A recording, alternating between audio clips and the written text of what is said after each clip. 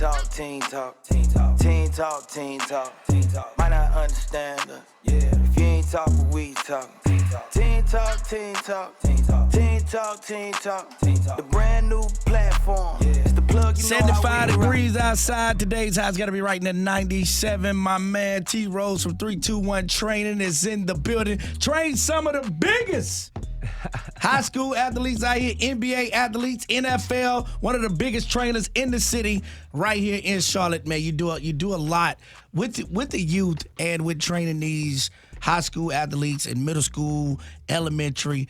But, you know, when summertime hits, a lot of times these teens, they don't even have nobody to talk to about their mental health. Actually, June is Men's Mental Health Month. You train so many of these athletes. What do you see them going through like during this time and, you know, them having somebody to embrace like during this time? Well, first and foremost, it's an honor to be here. No Limit on Power 98, and thanks to the crew. Being in the business of basketball as a professional trainer for 20 years, I've realized all the way down from kids to pros, it's turmoils in the situation of that journey. Mm-hmm. And first and foremost, let's start with the youth. It's basically you have kids who have vocal, who are very confident in themselves, and you have young youth kids who are very shy. So when it comes to that standards, you have coaches who basically can intimidate the kids at an early age. Mm-hmm. And that lead them to what you call less confident within themselves. And then they don't know how to relate to the kids for as proper terminology. Because you might have parents who don't curse at their kids in the home, and then you get on the team young and you have a coach who curse, now you kind of shell-shocked. So that's what really happens in the young youth. Moving on up to where you got elementary school, high school kids, that's when that middle school, 7th, 8th grade come in trying to make the team. Yeah. And then you say you've been playing basketball in the youth from 4 years old all the way up to 7th, 8th grade, and then now you feeling like you're a big-time player playing summer league basketball, and then you hit another turmoil. You don't make the team. Mm-hmm. So that happens between high school, 7th and 8th grade. And then me being a pro trainer going up to the pros, I realized kids get drafted real young, between 18 and 21 years of age. So we have a tendency to think financial wealth is like, I made it. So we have no one to talk to for us guiding them financially in a way to be able to conserve, save, and be what you call longevity wealth, where a lot of us feel we have to prove ourselves with chains, jewelry, and cars. Yeah. So when that don't take place, meaning you bought all the jewelry, you made it to the NBA, and then you catch an injury, then what happens? You go through that. You go through that lull and that depression. Yeah, and that's where a lot of athletes, what you call, turn to alternative to the mind. As long as we can stay clear-minded and have mentors to talk to, pastors good, best friends good, coaches like Coach Rose is great, always got an ear for kids, all the way up to pros to have an open conversation about what you go through. But the most important thing why I'm here to speak upon is the statistics. Because in our world, for us Black Afro-American, we turn to depression, anxiety, overeating, and then we overtrain. We have some people feel like... Let's talk about that, like the overtraining. Like, what is that like? Well, first of all, you have a tendency to say, I want to get in shape. I want to work like an athlete. So you don't do the measurements of seeing how much work it's going to take to overcome the pain. Well, what you mean overcome the pain?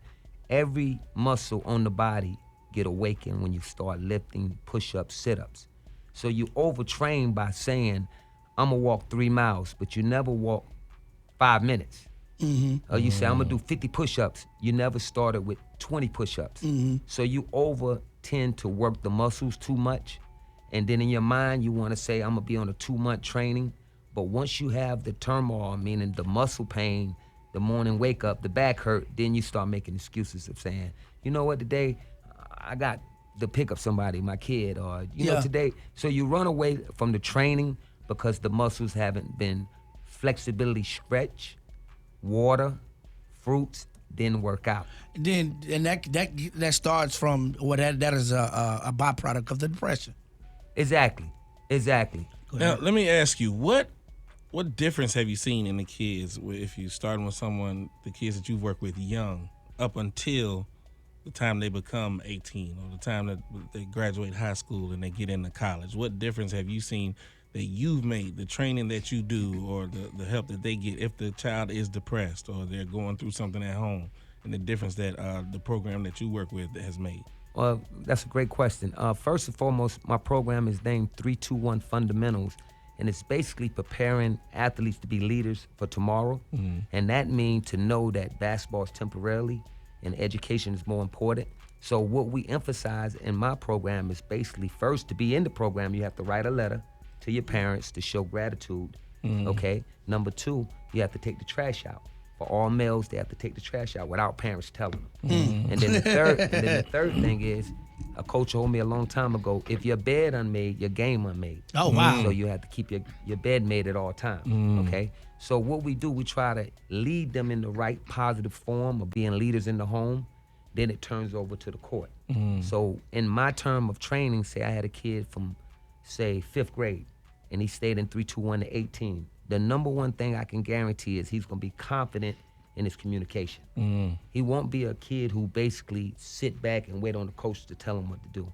He'll have the leadership skills to be able to speak up, and always knowing the difference between 4 coaches. Because I think if parents would have a little bit more insight of what the coach is supposed to do and not looking what the coaches should do, and what that means is you have aggressive coaches, coaches who scream at kids, okay? You have mute coaches, coaches who basically come to practice, tell them, but in the game, they don't say nothing. And then you have those coaches with 95% of our kids' generation is going through today. It's called favoritism coach. And that's the coach who basically... How do you mentally deal with that favoritism? We about to take a break, but think about this during the break. How do you mentally deal with a coach who shows favoritism? Because like you said, a lot of our kids are doing that. Like my son, not even my son, but or somebody's son on the team might be better than the starter. And you see it, the whole team see it, the whole gym see it. How do you mentally deal with that as a teenager? How do we begin to mentally deal with that as a teenager? Well, first and foremost, the most important thing is to keep the kids on their goals of making sure they reach their potential.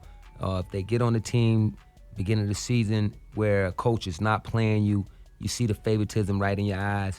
You have to keep your head down and continue to work hard, because I really, really feel work ethic and determination beat favoritism. So when you are focused and you have a dream and you have a passion, I think you continue to what you call stay humble. But a lot of us really think we got to be hungry. You know, hungry is I'm going to have an attitude towards the situation. I'm going to go at it in a different form. But I think if we can understand humbleness and complete the fundamental task of what you got on the team for. If you didn't have a right hand and you're left-handed, you want to be better with your right hand just as much as with your left hand. Set your own self-goals. If you stay within that category of basically being a true basketball player to saying I start a season, I finish a season, instead of saying what the coach give me, that's how I lead my potential to play. Gotcha. And I think a lot of kids today is having more egos than passion, because what they feel they see on Instagram and what they see these star players is already at that peak. They think they can jump into the craft right then. Before putting the work in. Before putting the work in. Can we go back and talk about coaches? I have seen some coaches, not all, but some coaches and some adults that attach themselves to coaches want to attach themselves to kids because they're a come up. They see the star power in that child, and when that child doesn't make it, they completely just walk away from that child. And that can really mess with a kid's head, you know, being just left blindsided, not only missing out on their athletic dreams, but then missing out on that support system, those adults that were around them when they were trying to reach that goal. So I'm glad that we're having this conversation about mental health, because I think it's very important when it comes to our athletes, especially our young athletes. Okay. What are some prerequisites that coaches need to have when coming in and deciding, I want to be a coach for youth sports, outside of just teaching the skill of the sport? What are some things that coaches need to take and keep in mind, especially to help kids with their mental health? That's a great question. First and foremost, I think a lot of coaches who want to be coaches should always study the kids. And what I mean by study the kids is first, take time out to see what school they go to. I think a lot of coaches just look into the gym, talent, shoes, jump, run, score, instead of looking into the kid first, academics. Second, household, whether they raised with two parents or one family home.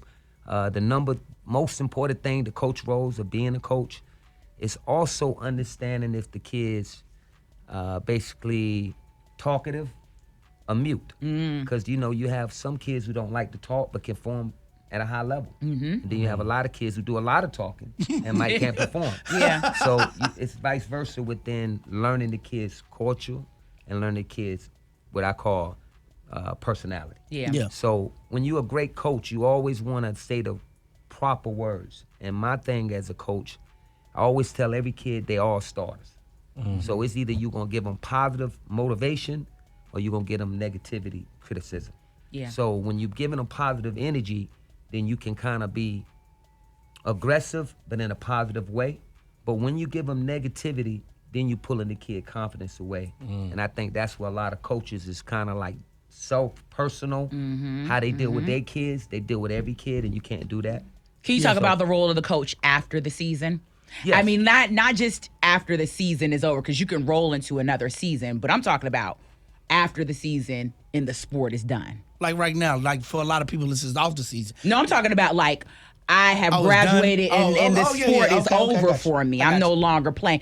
What role does the coach play in a child's life then? Now that is very important. It's sad to say. The reason why you are asking that question, because a lot of coaches is looking for rewards off the kids. And what you are saying is after the career is over, for example, I'm a head coach at a high school. He came to me in the 9th grade. He played with me since 9th grade, but somehow he got an injury in the 10th grade. Yep. What happens to that kid when he are now faced with what college I'm attend? The great coaches is going to keep a communication with him. Yeah. The great coaches gonna do work for the kid to find schools that fit his academic first, then his sports second. But then you have so many now watered down coaches who basically telling parents, what can you do for our program? And they're not worried about the kids no more. Yeah. So what we run into as family members, a lot of Afro-American family, they see a great opportunity in sports for the kids, but they don't know the journey, and then they don't know what you call, I would say it in this state of mind. You can't tell a kid he's a pro before they go to college. You can't tell a kid he's a superstar in high school and he in middle school. Why not talk about the scenario where they at today and let them go one block at a time to build up blocks, then putting a whole wall up from conversation. And then when they don't make the wall, They then feel like they're a forgot failure. Yeah. And then every that's when accomplishment. that's when that depression That's sets so in. important. Thank you for saying that. Right. T. Rose, you deal with we're talking about teams, but you also deal with the athletes once they make it to the pros. Like you deal with pros. What do you see in pros that that they don't have, like they like the mental capacity that they may not have as a pro? Like what have you seen in the athletes that you work with? Like what is the overall theme you've seen? See, on the highest level of being a pro athlete, it's a lot of travel involved. So, for example, I have a client who's from Bahamas, and he's now committed to the Dallas Mavericks. But within the 4 years he played in the NBA, he got drafted out of Texas University, ended up playing for the Charlotte Hornets. I had a little, what you call, outbreak. So he got kind of like on a suspension out the lead, but he was kind of in the lead. Then he went into a depression. And due to that depression, it came upon outside problems. And what do I mean by that is, I think a lot of kids is in a maturity stage of becoming an adult, and at the same time, they're trying to carry the load for the adults, meaning they family members.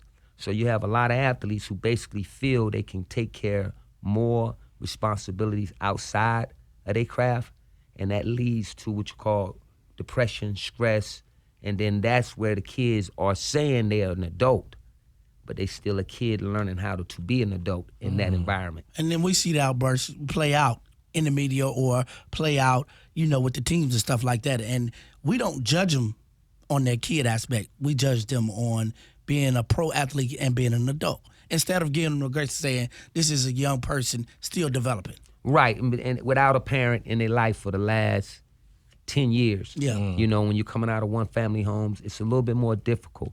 And then when you have lifestyles for as you're not used to having, and now you have everything, then no one is there to tell you, hey, you need to only buy one car. Hey, you need to just, worry about your family, meaning if you got a girlfriend, start your own life. But in those circumstances, I really, really feel a lot of pro athletes are veterans, meaning you already did 20 years in the lead and you out the lead. I think somewhere down the line, we need to come back and pull up the young kids of young pros to give them guidelines of what you already experienced as being a veteran pro. So me connected with a lot of veterans, for Jeff McGinnis, Vernon Maxwell. I'm really excited to see how we are coming back now to speak out in open communication to tell the young youth it's okay if you have a little anger problem.